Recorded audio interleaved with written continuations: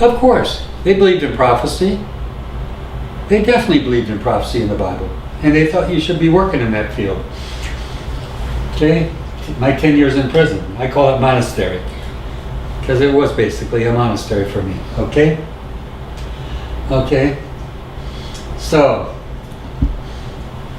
over 50 years I put into this field. 50 years. I got something to share. I've got a lot of time to share with you, okay? And it'll enrich your life if you grab onto all this stuff and these techniques. Okay? So I talk about my experimental lab, my 9 years in prison, gave me a perfect place to work astrology. My clientele didn't go anywhere. I could see what was happening in their charts. I could tell them the best time to go before the court and get another hearing in a court case was in such and such a time, and see if your attorneys can work that out. And what had happened if they weren't supposed to get relief from their sentence, guess what? Their timing would always be wrong. And the judge and the courts and the lawyers couldn't change anything, because it's their destiny to get reconvicted again, or to have their sentence, their appeals denied. I've seen it over and over again. But if I could get that date moved, I could get more favorable action. Okay, I'll have that. I'm going to say that. Okay. So, see what I mean about balance? I almost fell just now. Okay, so let's say Mona Lisa wrote a book. You all know about that. I don't talk about it. Okay, and that's another thing I want to share with you all. People come to me and they say, Ron, you know, I like your system, but you know, I do this. I put this in the chart. I like that. Like they say I use asteroids, Chiron and Juno and all these other. I say that's good. I don't tell you how to do your astrology, but I don't use them. I say, Ron, why don't you use those? I said, well, why do you pick one or two or three to use when in fact there's tens of thousands of asteroids out there, and they all, if you want to give them a meaning and interpretation of chart, you're going to read charts forever and read so many interpretations you'll go blind doing it. I mean, it's literally, you won't be able to see from all that stuff in a chart. Parts of fortune, I don't use parts of fortune. People say, Ron, why don't you use parts of fortune? I said, why don't you use all the parts of Arabic parts? There's not just a part of fortune, there's a part of death, part of marriage, part of everything. Believe me, you want to look at the Arabic parts? Why don't you use them? I don't use the part of fortune. So, but do I tell you not to? No, I'll question why you use them if you ask me, but I'll tell you why I don't, but I'm not going to tell you how to do your astrology. Because the tools that I use may be less fitting for you, and yet your tools may work for you because you're in tune with that spirit that gives you that prophetic ability. So I'm not here to tell you don't do this or don't do that. I'm saying this is what works for me. If it works for you, fine. Move on with it. If it doesn't, that's fine. It'll work for you though if you use it. I guarantee you that. It'll work. Okay, so 3 simple techniques I've learned: Father Time, Saturn, Teacher, Necessity. And I find time is the essence in assessing birth information, seeking forward and backwards in time in my client's chart. By the way, every time you look at Saturn in the chart, you're looking at the past. Remember that. Get behind me, Satan. You're looking at the influences, all the things you're carrying around, the garbage you've got from the past, if it's negative. Okay, in my case, 4th house Saturn, I could go on and on about my deprived childhood. Okay, the lack of love, fathering, and the lack of parenting, and I mean all the things Saturn takes from you, right? I could do that. I could talk about the emotional pain I went through as a child. I could do that all day, but I choose not to live there. Because that's what the psychiatrist did when I went to jail. Let's find out what's wrong with Ron, or not what's wrong. Let's find out who's wrong and who's done this to Ron that makes him who he is today. You don't have to be responsible, Ron. It was your parents' fault. Your mother was married 9 times. What do you expect? You're broken up. You were raised in boarding homes. You should be this way. Well, that was great. That gave me a scapegoat. Oh, back to Capricorn. Now I got a scapegoat. Somebody else to blame. I don't have to accept responsibility for why I'm here. I don't even have to accept blame. All I have to do is blame it on my parents and my early childhood. That's wonderful. Well, you should let me out of this jail. Because I didn't really do anything. It wasn't my fault. Sounds familiar, doesn't it? It's like people in jail. I didn't do this. I'm innocent. It wasn't really, it's the alcohol made me do it. You know, it's the drugs that made me do it. I'm really a nice guy. I shouldn't be in here. You know, I could tell you stories. But that's what's going on in there, you know. Absolve myself of this guilt. And let's blame everybody else. Okay? Say, boy, I get on tangents, don't I? I hope they keep you entertained here. So, most important, mostly overlooked influence chart is the new moon's predictive influence. And I've talked to you about that. You know, that's the key. It's one of the biggest keys in this chart we're reading. In years of observing the new moon influence, I found them to be predictive in more than just personal astrological influences. The new moons, whether an eclipse or not, are powerful predictors of events in one's life. I remember reading a book when I was in jail one time about solar eclipse and their influences and this predictive ability and this sign of that. And it's written in this old text from 1500s. I love the ancient astrologers and their stuff. And I'm reading, it's Jerome Cardan. He wrote 100 aphorisms for astrology. But I'm reading all these things about the eclipse. He's talking about there'll be hail and storms. I swear to God, I'm in prison, and the next thing I look outside, it's hailing outside. How can this be so accurate? It's hailing outside. What? That's what it said in the book I'm reading. It can't be that true. You know, that accurate? I mean, there's meteorological astrology. You can get into this on so many levels. Did you know that the RCA they send radio propagation waves all over the globe, and they have to send them without interference. They have to make sure that they're not getting interference.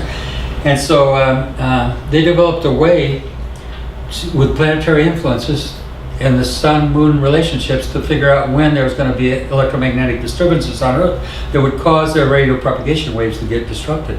And so they would route them in different ways because they knew that. And they knew that they had to be aware of these celestial interference. My father worked at Sandia Corporation in Albuquerque. And he always poo-pooed everything about me, anything I did. I mean, I was marketing air ionization, lightning in a box. Zeus throwing lightning. I was selling it all over the world. I was making money. I was doing great with it, doing radio shows all over the country. You know, I had syndicated radio talk shows from one end of the country to the other. I was selling them, even in Canada, up in Canada there, Karen. And had an 800 number, 1-800, I forgot my 800 number, 382 IONS, IONS. 382. I said, you 3 people 82 ions. So remember my number, call me. So anyway, toll free from Canada, Karen. So anyway, so I can't hear her because I turned my speakers down. But the point of this was that my father was always critical of everything. Then he came to one of my lectures one time and he was kind of impressed. And I was lecturing at the National Health Federation to 1,000 people, and he held a respect for me at that time. But most of it was, what kind of bullshit is this? That was my father's favorite expression, was, what kind of bullshit is that? That's my father. Is Ron coming through on the audio to you? Yes. Oh, you both got I'm having a lot of disturbance in the audio. Must be radio propagation problems in the heavens. She's having trouble communicating. So, anyway, so what we're talking about is Sandia Corporation, one of the top scientific places in the world. My dad worked on nuclear thing. He worked on Christmas Island, nuclear bombs back in the days. Satellite stuff. He helped develop a lot of the communication satellite stuff. My dad was a genius, self-taught. You know, one of these guys that just came up on his own britches, so to speak. And they had very little tolerance for a lot of stuff. But anyway, one day I came across this at the Sandia Corporation. Complete report by Sandia Corporation, and this is one of the top places in the world, top computers in the world.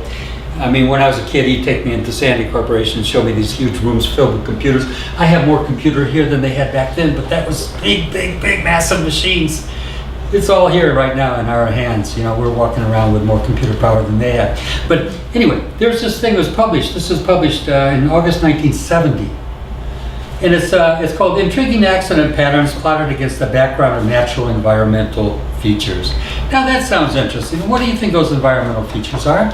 It was your sun's, moon's birth time when you were born, the relationship it had to each other when you were born, and accident patterns that happen when those sun-moon relationships replicate every month. Your likelihood of having an accident if you were born, let's say, at a new moon, is more accident-prone then than any other time of the month for these people. They've studied thousands and thousands of charts. Then Then if you were, let's say you had a full moon birth. Every full moon you're more likely to have an accident than any other time of the month. They proved it. They did it scientifically. Huge long report. You wouldn't see anything about astrology in here, but it's really astrology. I was amazed. Was I it told my called dad, I said, biorhythms or something? Huh? Was it called biorhythms? no, they don't call it. Intriguing accident patterns plotted against the background of natural environmental features. Natural environmental features just happen to be the sun and the moon, you know, in the relationship when you were born. So let's say your moon is 150 degrees from birth, like mine's about that. It's not quite. But let's say it's 150, a quincunx aspect. Isn't there two sides of a quincunx? It can happen on one side of an opposition or the other side, right? You see what I'm getting at? Is that clear to everybody? You think? You all understand a 150 degree aspect? You do?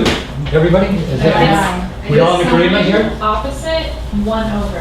You got it. So Good, 180, good. just 180 move and 1 then over. 30. Oh, yeah. Okay, yeah. so if the moon is here, if the moon is here and this is the opposition point over here, but then this is 30 degrees to the side, is there two sides of a quincunx?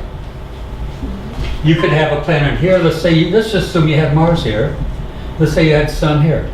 Okay, that's quincunx, but it's called a yod. And in my book, when you read the cosmic key, you'll see it's very fatalistic.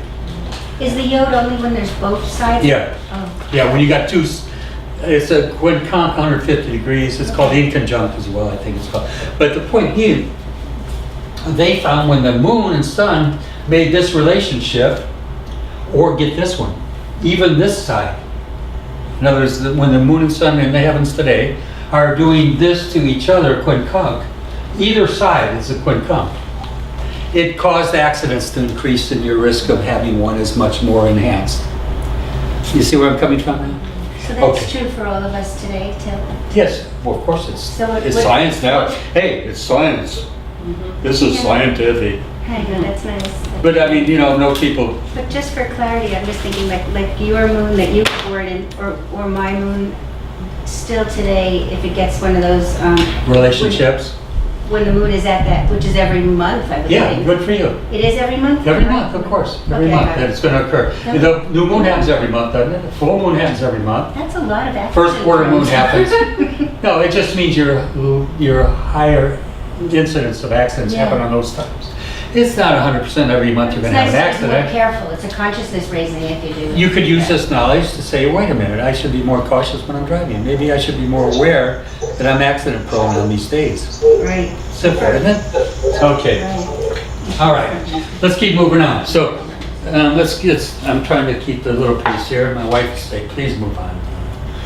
10 years observing numas, I've already talked about this, the predictor of one's things, Genesis.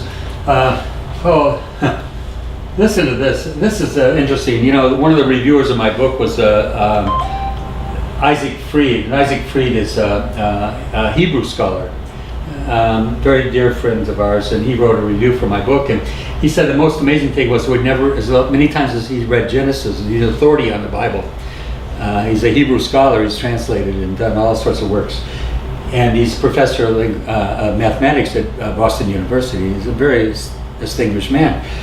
And when he read my book, he said, "One amazing thing, as many times I've read it, I never saw this scripture the way you do. God said, let there be lights in that firmament of the heaven to divide the day from the night, and let them be for signs and for seasons, for days and for years." He said, I never saw that. I never recognized that that's what it's telling us. It's not just for seasons. It's not just to know what day it is. It's about the signs in the heavens, okay? It's written in the stars so that them that run may read scriptures. I could keep going on that path. There should be signs in the sun and moon and the stars. Listen to the scriptures. It's talking to us. But the Bible, the Christians don't want to hear these words. They don't want to see it as astrological meaning. Although I've noticed that, have you seen how the preachers now are talking about blood moons? I don't know if you haven't seen this. Blood That moon. happened a couple of years ago, right? Yeah. Oh yeah, and it's foretelling of all sorts of things. Because in the Bible it says, the moon shall be blood before the day of the Lord and all this stuff. And there's going to be all sorts of calamities coming. Well, they're probably accurate, but they're using astrology and they don't want to confess to that. Okay? Makes sense? See? So you're in a beautiful field, believe me. One that's gaining more respect by things like this. It's going to keep on. Okay? People have to wake up. People say, what do you think those things affect us? I said, because we're all part of a whole. It's all one unity. It's one symphony. It's one universe versus song. It's one song, one melody, one big unity. Okay? I said, but why do you think that planet out there is going to have any influence in you? I said, I can't explain it, but it's because we're part of that whole. Look at if 100 years ago somebody said, give me a drop of your blood and I'll tell you how healthy you are. I'll tell you what's wrong with your body. Just give me a little speck of your blood. And they do that today, but we don't think twice about it. Well, how can they tell my kidneys are gone because my blood says that? How can they tell me that my potassium's too low? How can they tell me that I've got this disease or that disease from my blood? A drop of blood under a microscope. So the macrocosmic is this. Yeah. The microscopic is that. And we don't think twice about the microscopic being a reflector of something of the whole. Why is it so astoundingly amazing that whole affects the part? But all those people that don't have the vision are meant to see it. It's okay. You're not all destined to be who you are. You have a destiny. You have a mind that grasps the universality of it all. And that's a beautiful gift you have. God, what a gift it is. That you come to this knowledge, you come to this wisdom. In the old days, they would have done a lot of bad things to us for teaching these things, to let you know this stuff. They put you on a cross and burn you and all sorts of things. Satan worshipers, you're this, you're that, you're that. Tell people that Saturn's got a good use in your life. About the Kundalini, the serpent force, the raising up of consciousness, opening up the higher chakric levels. Oh, that's Satan worship. You're worshiping. Oh, baloney. I recognize that even the devil unwittingly is but the servant of God. All things have to serve him. All universal energies have to serve God. And he says it's all working for our highest good. What kind of faith is that? Positive paranoia. Remember I told you that? San Francisco, hippies. The drugs.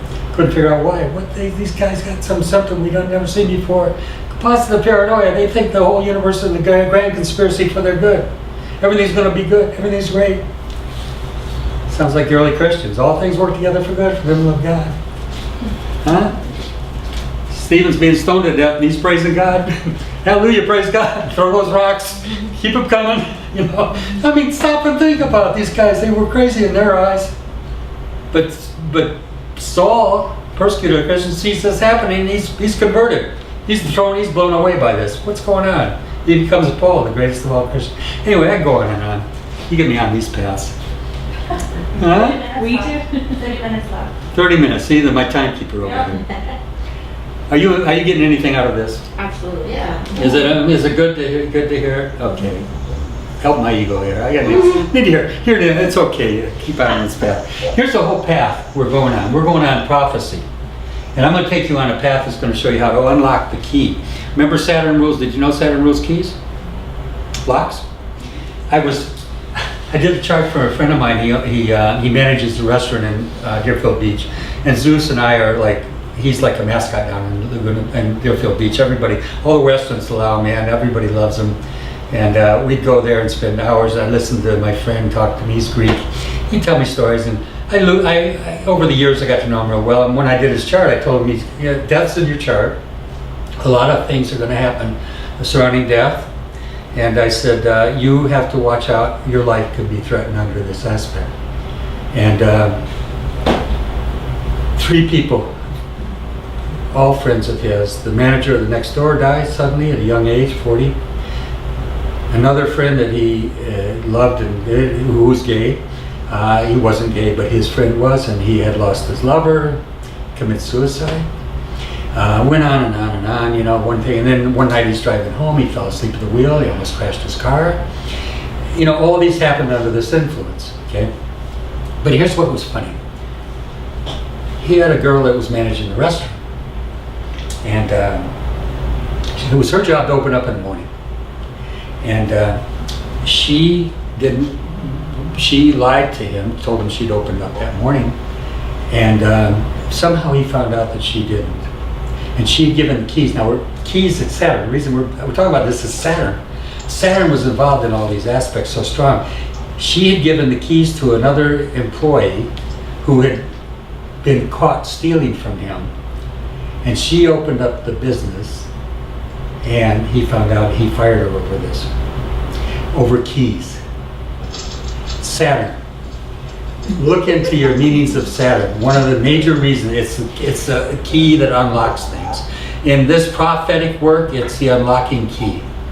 You're going to learn that as you see its power. But it didn't have power unless it had those other two witnesses, which is the new moons and the progressive moon. Okay? Keys. It's amazing. Okay, let's get out of this. Lunation eclipses. They've been recorded throughout history, regarded as being shadow of things to come. Historians like to attribute these early observance of these stellar events as being superstitious pagans who believed the dragon was consuming the darkened luminaries when they observed the eclipses. But the skeptics and astronomers who cast their aspersions, is that right? Yeah. On these historical events pay no attention to the fact that the Chaldeans in the 6th century had already calculated the periods of eclipses, which they called seros, to a degree of accuracy that is astonishingly close to perfect. They understood perfectly the cause of eclipses and foretold them with accuracy. Charges of superstition and ignorance is unwarranted. So we're back to the new moons, and there are eclipses when they, of course, join in shadow of the sun. If you get the moon going over the sun, it's a solar eclipse. If you got a full moon eclipse, that's a different type of eclipse. The Earth's in between. So, okay. Now here's something important as an astrologer. It's very important, and I can't teach you this enough. This is so important. When you're doing a chart, if the root of the tree does not forecast it, then the event cannot be foretold. In other words, the chart has to have a root meaning that is not to be deviated from by the new moon, influences, the transits, or progressions. If the natal chart does not promise something, then the secondary influences cannot produce it. One of the biggest mistakes I see with astrologers is they start intermixing up transit influences against transits, transit influences against progressions. Don't ever do that. That's one thing I'll say in absolute. There's absolutes, this is one. If the root of the tree doesn't promise it, don't promise something. Don't predict it. And that means that if the chart itself doesn't have a message in there for you of grand trines, for example, grand crosses, squares, obstacles, and challenges, you're not going to have them happen because of these influences unless they're in there. Okay? So always remember the root of the tree is your chart. And don't ever do transits against progressions, for example. That's a waste of time. It really is. I would guarantee it. Okay. Now the thing about these cycles is these are all 28. If I was a good numerologist, I'd probably understand something more about that 2-8. But it's 28 or 29 basically, but it's usually 28. The cycle of the new moon is 28. The menstrual cycle is how long? 28 is roughly the same. Most women have cycles of menstruation very often that coincides with full or new moons. Very often, not always. I think there's something more to that than we know in terms of understanding where you're at psychically as a woman and in tune with things or not in tune and all that stuff. I don't want to go there today. But, okay, so 28 cycle. The progressed moon's position, 28 years to go around that chart. Okay? Saturn's, how long is transit sign? Saturn is 28 years. Well, how come I'm 30 and I have my Saturn in chart? Yeah, it's really hard. Because it can vary by that much long. Okay. I mean, I just turned 30, so it doesn't- Yeah, but it's rough. It can be 28 or 29 years. Remember I said that? But it can vary from that because Saturn's movements is not 100% accurately. Right. Oh, because we have the Retrogrades. Retrograde. Okay. Right. Addition to that, the progressed moon is roughly 28 years, but it can vary because the speed of the moon every day, which remember if you're doing a day equals a year, right? So if the speed of the moon can vary from 10 degrees a day to 14. Okay. So that means it might be faster in those, let's say 20, 30 years in your life. It might be moving a little faster, might be a little moving slower if it's moving at a slower rate. The point being each day it moves at a different space. Okay, but it averages out at 28, roughly. So now that's, if you have a Saturn affliction in your moon, what is that called? Anybody know that? You're born with a Saturn. Chasing the moon or chasing Saturn. Good for you. Yeah, you got it. The Saturn's chasing the moon. Because they're moving the same time. And that can be a rough thing in life. Okay? Because that transit Saturn's staying close to that progressed moon all the time. Even though it's moving, it's going to move rough, which gives you another tool. Because if you see a crucified chart, a heavy cross in a chart, and it involves Saturn and the moon, you know instantly that every 7 years roughly can be a rough year for that person. 7, 14, 21, 28. Now, I will tell the client when I see that, I say, these have been critical years in your life. Critical. Probably very changing and possibly conflicting periods. And that's 7, 14, 21, 28. And it's amazing how accurate. A lot of people can't remember, but if they do, they start figuring it out. And I've had them call me later, say, God, I forgot about this round, I forgot, that happened when I was 21, and that happened when I was 22, whatever. So that's a tool you should be kind of because you want to be kind of all-seeing, inclusive, holy, be able to see the whole. These are the tools that will give you power of observation in the chart. Okay. I told you that. If the good book says, try all things, prove all things, and hold fast to that which is good. I've applied that to my life. Somebody tells me I get up on the left side of the bed instead of the right every morning, my day's going to be great. I'm stupid enough to try it. If it works, I'll keep doing it. You know what I mean? That's the way I live my life. If somebody tells you something and it doesn't work, fine. Go on, move on. That's how you do with my stuff too. If you find it effective, use it. If you're doing something that works for you, do it. Okay, that's all I tell you. Okay. Graze in everyone else's pasture, but give your own milk. That's a beautiful, beautiful saying, old saying, but it's true.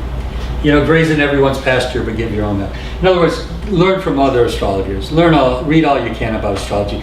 I can read one book, and I swear I'll get only one gem out of it.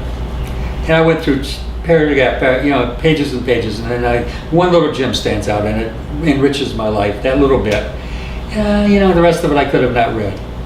How many of you read books like that? I mean, and one of the problems with a lot of the authors, and forgive me, maybe it sounds accusatory, but it's just, they're so wordy. There's so much words, but there's so little meat. I want to give somebody something that's going to go home and just, wow, this, I can put my teeth into this. This will do it. And even when I lecture, I remember I gave a lecture in Pittsburgh when I just been out of prison a short time. And I mean, it was thousands of people. It was a big astrological conference in Pittsburgh. And I was invited there to speak. And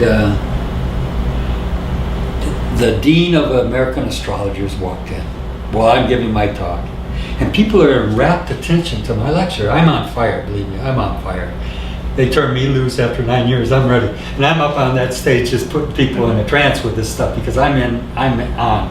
And he walks in, and here's the Dean of American Astrologers. He's Mr.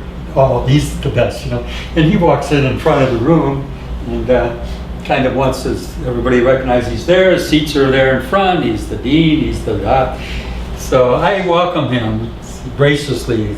Please sit down. I'm happy you're here, because I know who he is and what he wants. He wants his ego fulfilled. He sits down, and then he gets up and he says this. I never forgot when he gave his talk. And I lit those people up, believe me.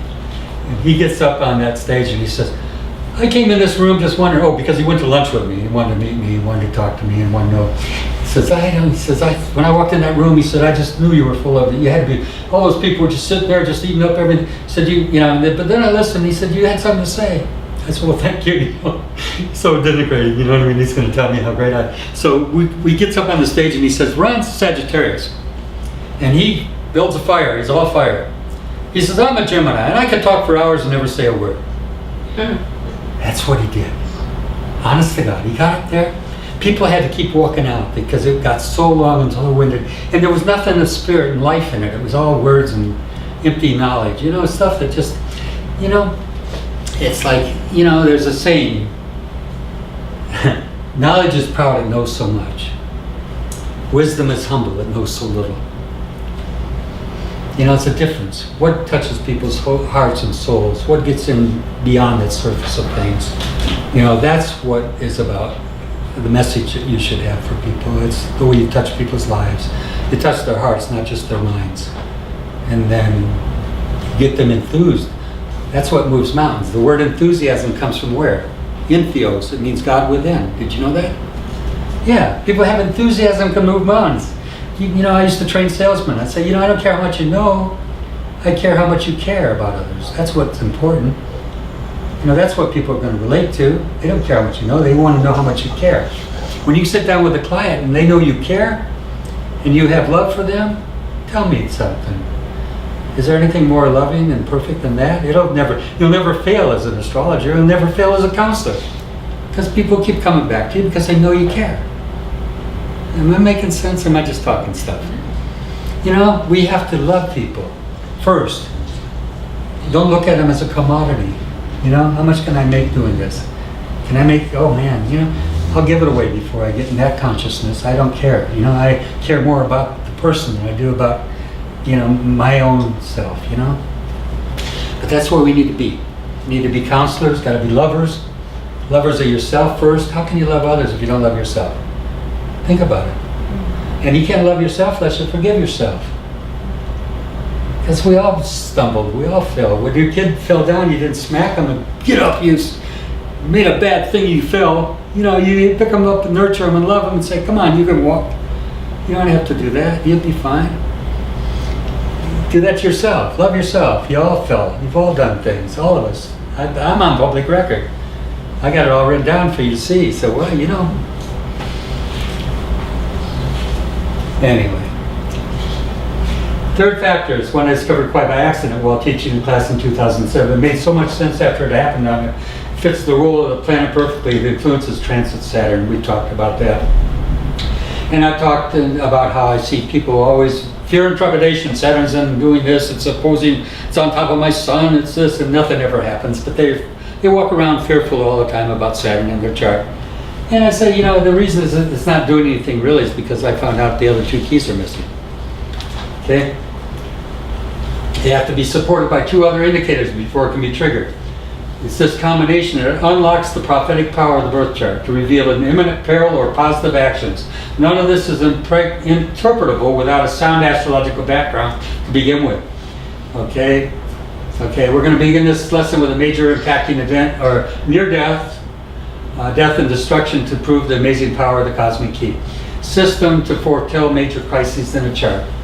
As these charts show the very destructive power of the combination of these aspects in charts with major reflections, I've chosen them as key to demonstrate how they demonstrate the incontrovertible power of the cosmic key to predict events of major impact on our life. Okay, now the first chart I used in my example was my own. In 2008, I had a major heart attack. And at that time, I wasn't paying a lot of attention to my own chart. I've always been the shoemaker without shoes. I do everybody's chart with my own. My wife always says, "Why don't you look at your own chart, Ryan?" Gosh, I don't want to right now. Saturn's sitting on my Grand Cross and my Venus and this and that. But anyway, it is doing that right now. But the point being, back then I didn't pay attention to it. Okay? This helped me understand also the power of it. And watch this. Do you have to leave, honey? Yeah. Okay. I'll keep you guys all day if you let me.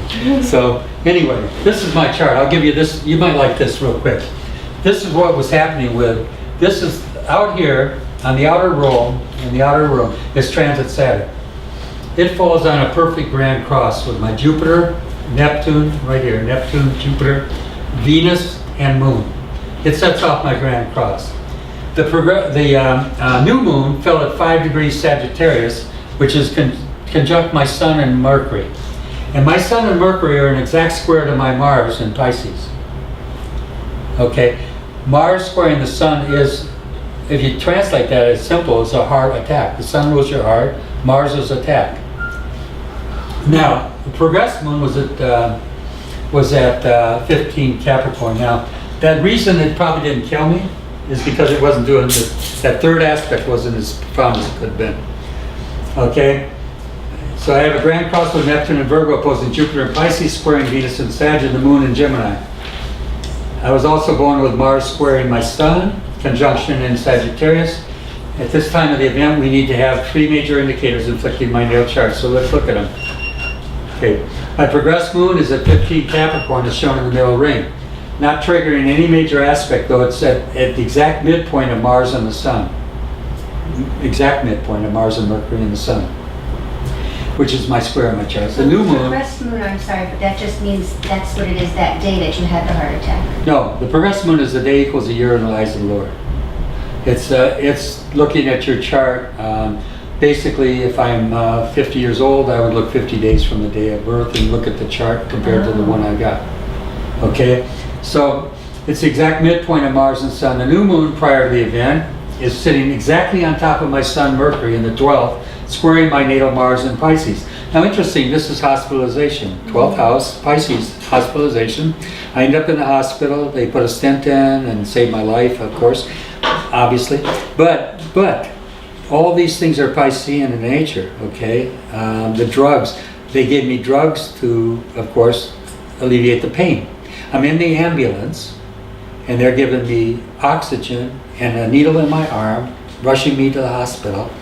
And the woman's saying, Ron, from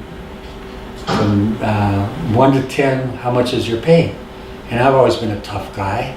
I'd say 7, but 10 would have been appropriate, believe me, because the pain in your arm and chest is unbelievable pain. It is pain. And so my response is 7. And they're pumping morphine in me, and it's not getting better. So is it going away? I said, no, it's actually worse. And so they keep pumping morphine in my arm, and the one at my head's got the oxygen on me. And I'm realizing I'm in a state of near death. I knew it. I thought, this is the way I'm going to go. It's not how I quite planned it, but I hate to leave my wife and my kids. This is the way it's going to be, I guess, you know. But then I remembered praise and thanksgiving. And I began a mantra under this oxygen mask. And I started saying over and over again, praise the Lord, thank you. That's all he says to do when you're in a crisis. Kind of praise the Lord, thank you. I kept saying it over and over and over again. And the woman at my head, pumping the needle in my arm, says, what is he saying? And the woman in my head lifts the oxygen mask, put her ear down near to me, and she says, honey, I think you gave him too much morphine. So they get to the hospital, and the doctor says, you still got pain? I said, yeah, the pain's really bad. He gives me another shot of something. I don't know what he said it should kill a horse. He gave me a big shot of something, and it was gone. I said, oh, that's so good, you know. And he rushed me in and put a stent in, ran a stent up here and put it in. And I've been here, how many years later? 9 years has it been? 8 years? I don't know, 8 and 16. Yeah, 8, 9 years. Keep wondering how I'm going. Because I don't take their drugs. I don't do anything they tell me to do. And every time I go to the cardiologist, he says, Ron, I'll see you next year. I says, how you know you're going to see me next year? He says, I'll see you next year. I said, but I don't take your drugs. They told me if I didn't take these every day, I was going to die. That's what they told me. He said, if you miss a day. I said, what if I miss a day? Don't double up, but don't miss a day. It'll kill you. And I did it. I tried their stuff for 3 months. I made me so sick. I finally said, Dad, if I'm going to live, I want to live at least not sick all the time. I'm going to not take these drugs. And my doctor said, you know, Ron, I said to him, I said, he said to me, you know, you keep doing what you're doing. I said, but doctor, I said, how come, I'm doing okay when I'm not following the rules and taking these drugs? He said, let me tell you, Ron. He said, a lot of doctors are now coming around to believe the drugs are worse than the cure. You're better off without them. I said, well, why do you give them to patients? He said, it works like this, Ron. He said, I always tell you to go home and keep on doing what you're doing. But he said, if I have a patient come to me and I don't administer and give them the drugs, guess what happens to me? He goes home and he dies. I get lawsuits. And I lose my practice for malpractice because I didn't give them the drugs. He said, so, just keep on doing what you're doing, Ron. I'll see you in a year. And I've been going to him every year, and that's what I get. I'll see you in a year. So thank God I'm still here. But I take every day at a moment is what I got, okay? Be thankful for it. All we have is the next heartbeat. We all take it for granted. We all have another breath. We take it for granted. And I learned not to do that, And I also realized in that moment when I was dying, I thought, what's really important? Nothing more than your family and the people you love. Nothing. Doesn't matter how much money you've got, how much toys you have. Doesn't mean anything. It's meaningless. You're not going to take any of it with you, you know? So you've got to keep perspective in life, right? What it's all about. Okay, so that was my chart. We're going to let go of this. This is, because I've already gone now almost an hour. We've gone on, not that long, 20 minutes over. So what I'll do next week is I'm going to take the next charts and we're going to start doing this whole thing, okay? Ron, can I ask what orbs do you use for all of that? Good question, and we were going to get into that, but you should know that. Roughly 2, but I'm not a stickler for the rules. Okay. My spirit tells me 3 or 4 sometimes. Okay. And especially, here's another rule that most people don't realize in astrology. When you're doing charts, let's say, let me give you an example. I think you told us. Let's say you've got a moon's, whoops, that doesn't work then? Okay, let's try it out. Let's assume that you've got a Mars-Moon square. The moon orb is supposed to be how much, do you know? You said around like 12. Well, yeah, because 13 degrees. Yeah. is how much? Roughly 12. Now, the sun we say 15. That's a wide orb, it's half a sign. It's pretty wide. Yeah, and the major planets are Jupiter, Mars, oh thank you, Jupiter, Mars, Venus, Saturn. Those are called major planets. We're supposed to use 8-degree orb. So let's say you had a moon in a major planet, that's 8 and 12 is how much? 20. Yeah, 12 is the orb of the moon we say, and the major planets is 8. So you add those two and you divide them in half, you end up with 10. So that's how I generally, with the rule you'd use. Minor planets like Neptune, Pluto, and Uranus, they say use 6-degree orbs. You know, these are good to start with, but that's not, you're going to learn to stretch that a bit sometimes. And why you'll stretch it is elevation of planets, the power they're in, the sign they're in, all that. It speaks to you. You're going to start to learn to listen to the chart. So in other words, and here's another thing people don't realize. If you have, let's just assume, let's say this is at, let's put it at 15 degrees of Cancer, okay? And down here, let's assume this is in Libra. And this is, let's just say that's at, let's put it at 10 degrees away. Let's say it's at 5 degrees of Libra. Okay? So we got a 10-degree orb here. And now let's put something up here. Let's put, let's make this Jupiter up here. And let's say Jupiter is sitting up here. And it's at 20 degrees of Aries. Now you look at that chart and you say, well, Mars and Jupiter are not in orb, are they? They're, my gosh, they're 15 degrees apart. And those are major planets. We would usually use only 8. But here's the mystery. And you'll become a better astrologer if you pay attention to this one rule. If one planet's aspecting both of them, this is only 5 degrees apart. This is only 10 degrees apart. Ron, I think she's trying to get your attention. Sorry. You trying to get my attention? Let me turn the thing up. No, I'm trying to get Tammy's attention. Oh, You're there. Are you there? Okay, all right. I didn't know she was there because we just got disconnected again. okay, all right. Okay, So- all right, perfect. So if you have one planet aspecting both of them, now that makes a perfect T-square, even though they're out of orb, opposition Jupiter, Mars. You see what I'm getting at? Yeah. So that's something you need to learn. Only years of working in this field has taught me that. So, because a lot of astrologers say, oh, there's no way these are in opposition. They're 15 degrees apart. I say, normally that'd be true. But this is bringing them all together and speaking a message to you. Yes, Emma? Question. Not necessarily, only related to this configuration, but do you believe that when a planet is in its own quarter of the chart, it's the only planet in a quarter of the chart, that it's more powerful? Wow. I don't know. Okay, just wondering. yeah, 'cause I've read I that know- before, but There's Yeah. these theories of different things about a splash chart, and there's a pen, whatever. yeah. And I really don't know. I do know that if you're doing a chart and your spirit's telling you something about that chart, your soul's speaking to you, go with that. Okay? Learn to listen to the inner voice in you. That's going to make you a better astrologer.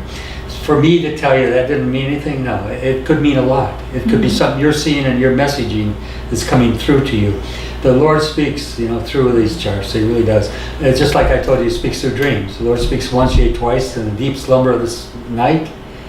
Then God sealeth man's instruction. Then He speaks to him that he may hide pride from man. You don't wake up the next day and say, God spoke to me last night. It's ego. You wouldn't do that. If you spoke to you consciously, you go on, like Moses, God spoke to me. He spoke to me direct. Boy, I'm important. But if He speaks to you in a dream, you can't do that. You say, geez, you got to interpret that dream sometimes even. So the way, I also look at astrology that way. The Lord speaks to me through these charts.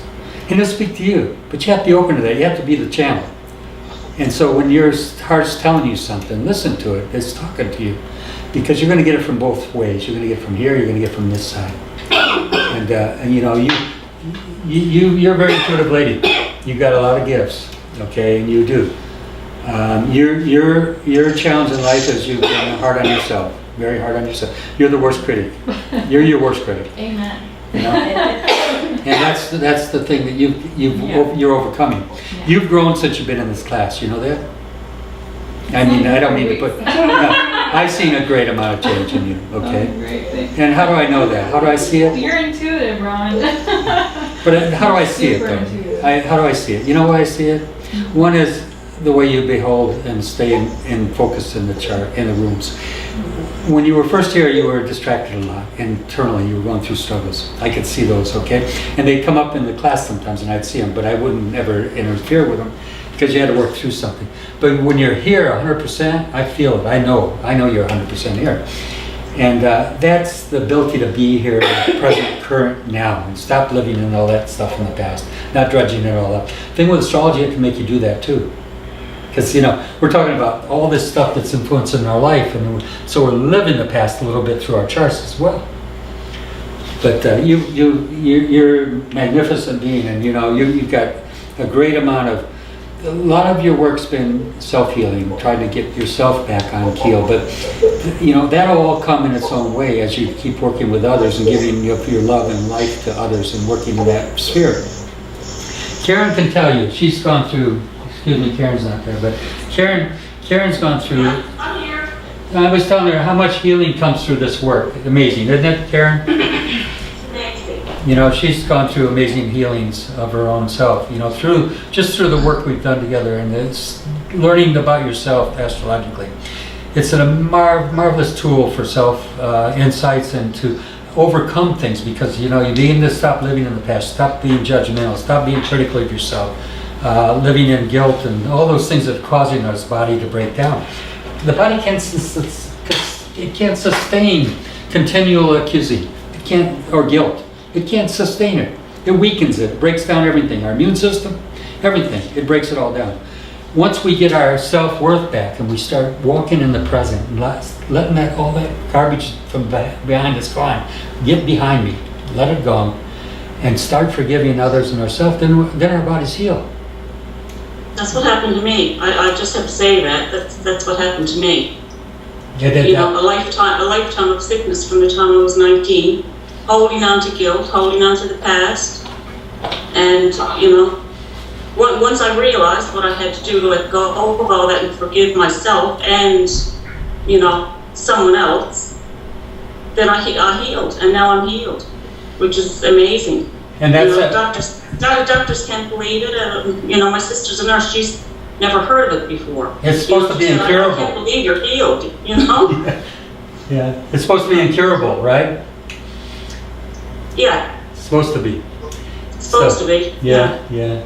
So we see a lot of this happening in this work. You start getting people on the right response to life and letting go of all this garbage.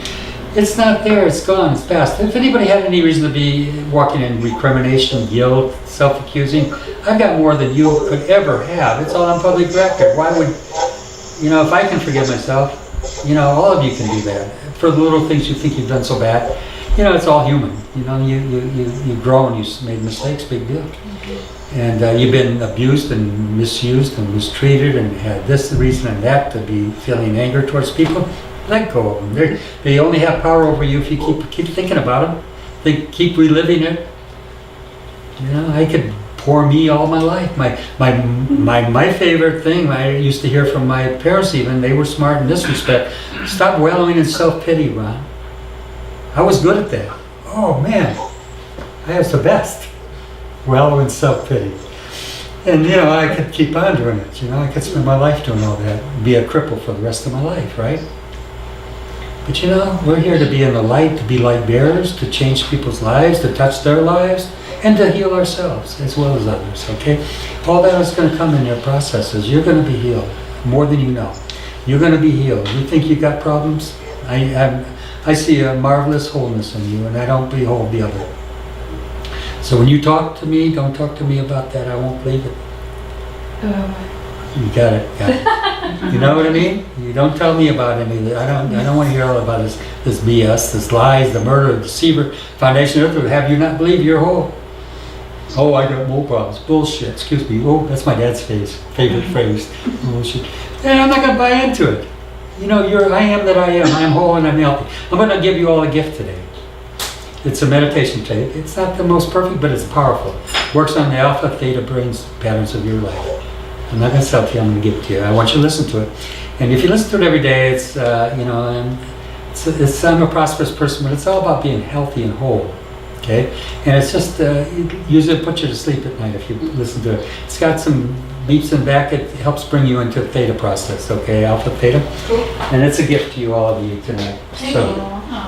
okay, so, let's see. Okay. One. Awesome. Thank you. Two. Now you gotta promise me you're gonna listen to it now. I'm listening to it Okay. tonight. Zeus, you're gonna listen to it, right? Thank you. I want to step on it. Thank you very much. Okay. Thank you. Okay, you got something to play it with, right? A CD player or something? Yeah. Don't do it in your car, I'll put you to sleep. I don't want to be responsible for doing it in your car. Okay, very powerful. Okay. And listen, I love you all. I'll see you all next Sunday. Thank you very much, for joining Ron. us. It's so great. Thank you. Awesome. Wise. All right. Wise owl. Thank you. All right.